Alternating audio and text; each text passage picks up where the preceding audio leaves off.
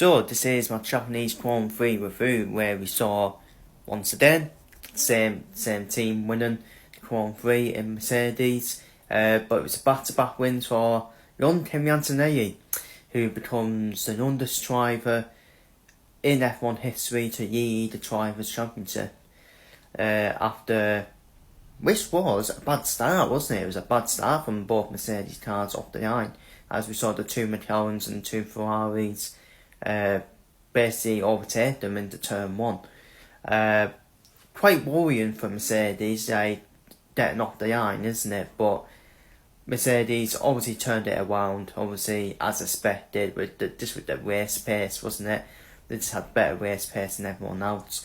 Antonelli probably fortunate to win the race, to be honest with you, because the safety car came out due to Ollie Berman's crash. We're all delighted that Ollie Berman is okay after that 50G crash. So quite horrific to see, to be fair. And I think the safety car did help Antonelli massively, but I do think Antonelli probably still would have catch Piastri just for the race pace, to be honest with you. And Kimi Antonelli obviously took the cheap pit stop.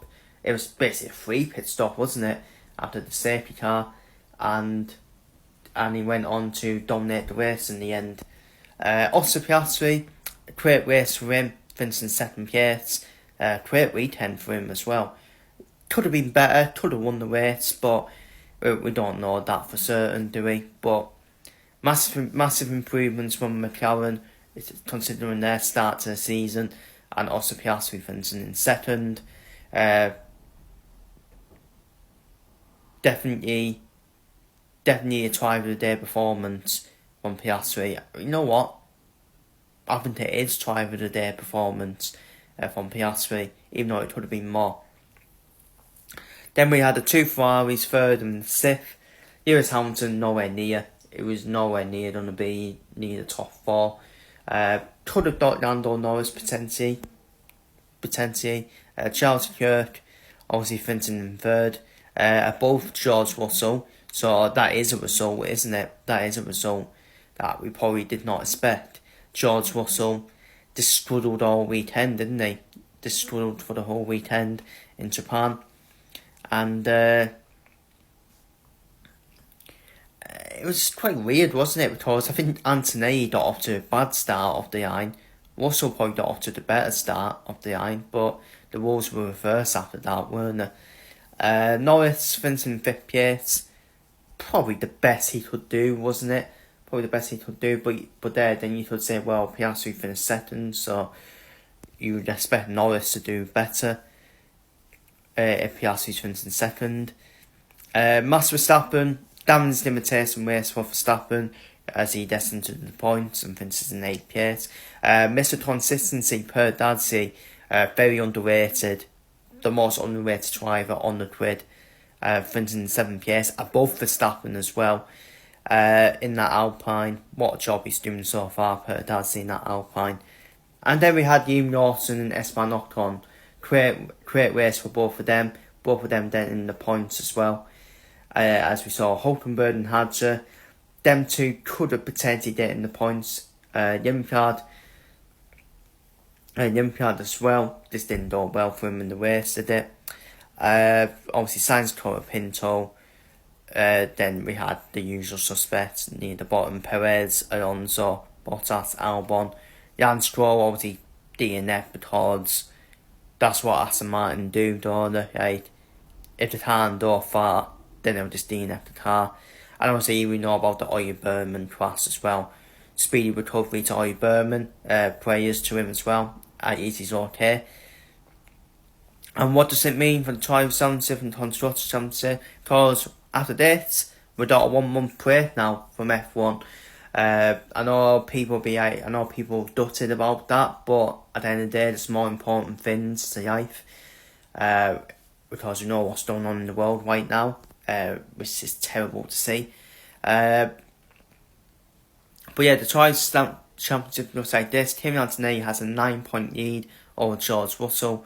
Then we've got Leclerc and Hamilton 3rd and 4th, Norris 5th and 6th, Berman 7th, Darcy 8th, Verstappen 9th, Lawson 10th, Yimpiad, Hadger, Bortoletto, Sainz, Ocon, Pinto have all stored points, and the rest of the drivers are still yet to store points. Then we've got Mercedes in first place, quite comfortable there, aren't they, Mercedes?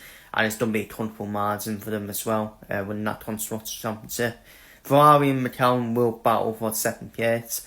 I do think Red Bull will turn it around once the season goes on. You would expect Red Bull to turn it around. They've got too many good team members, haven't they, not to turn it around. Haas coming in 4th, Alpine 5th, Racing Bulls in 7th, Audi in 8th, Williams in 9th, Cadillac in 10th, and Aston Martin in 11th. And don't forget Aston Martin, they don't have Jonathan Reedy coming in as new team principal. The right decision for me. That is the right decision. Adrian Newey focus on that car. And then come the end of the year, I think Aston Martin will have a quick car, in my personal opinion. And obviously, I think you'll see improvements from Red Bull come the end of the year as well. Is that enough to keep Max Verstappen? Probably not. As we saw Max Verstappen after the race, considering quitting Formula 1. And you know what? You think of it though. You just don't see where Verstappen's on the door in F1, do you? Now you think about it. Because I can't see Mercedes replacing Russell and Antonelli. Just can't see that. That's going to be a winning pair already. Then you got Aston Martin. Can they give Max Verstappen the car at Aston Martin? I think that's the only place I can see Verstappen at. And I've said it for years. Aston Martin. They're just basically you Red Bull now, aren't they? Aston Martin just getting everyone from Red Bull to Aston Martin.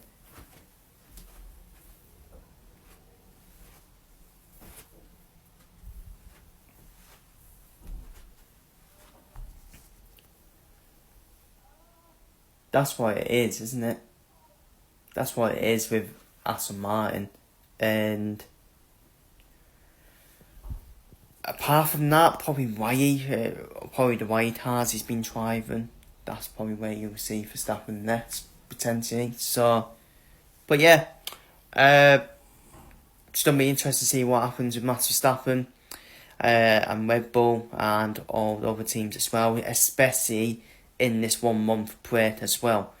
But that is my review to the Formula 1 Japanese Grand Prix, where we saw Kimi Antonelli, the back-to-back race wins, and he becomes the youngest driver's championship leader in F1 history.